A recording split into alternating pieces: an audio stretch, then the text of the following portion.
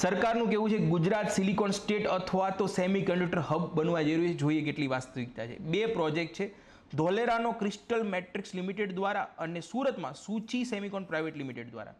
ધોલેરાનો જે પ્રોજેક્ટ છે એમાં ગેલિયમ નાઇટ્રેટ ટેકનોલોજીનો ઉપયોગ થાય છે.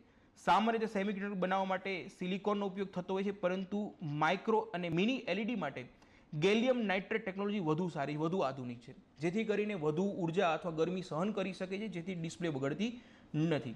સૂચી સેમિકોન પ્રાઇવેટ લિમિટેડ જે સેમિકન્ડક્ટર બનાવશે એ મેન્યુફેક્ચરિંગ નહીં કરે, પરંતુ એનું પેકેજિંગ અને એનું ટેસ્ટિંગ કરવાના છે. મતલબ કે બનાવશે નહીં, એને પેક કરવાના છે, ટેસ્ટ કરવાના છે.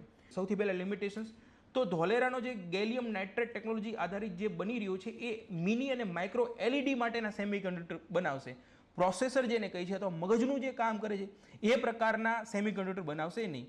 મતલબ કે 3 નેનોમીટર, 7 નેનોમીટર, 5 નેનોમીટર વાળા જે માઇક્રો ચિપ્સ છે એ હજી સુધી એ ટેકનોલોજી આપણે બનાવવા માટે સક્ષમ થયા નથી. હજી ઘણા વર્ષો થશે.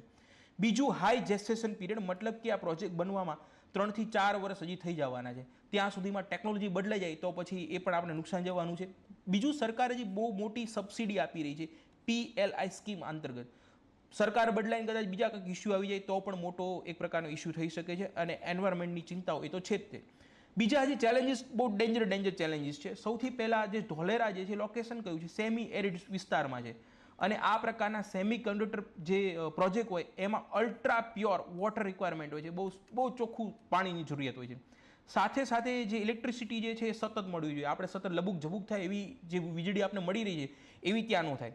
બીજું કે જે સ્કિલ્ડ વર્કફોર્સ છે આપણી પાસે નથી, તો મતલબ કે હવે આપણે વર્કફોર્સ જે છે, સ્કિલ્ડ વર્કફોર્સ છે એ આપણે બીજા દેશોમાંથી મંગાવવો પડશે. વિયેતનામથી મંગાવવો પડશે, યુએસથી મંગાવવો પડશે, અથવા ચાઇનાથી મંગાવવો પડશે.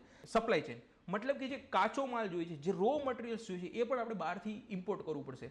મતલબ કે એક રીતે માર નહીં પડે તો બીજી રીતે માર પડી રહ્યો છે ખરો.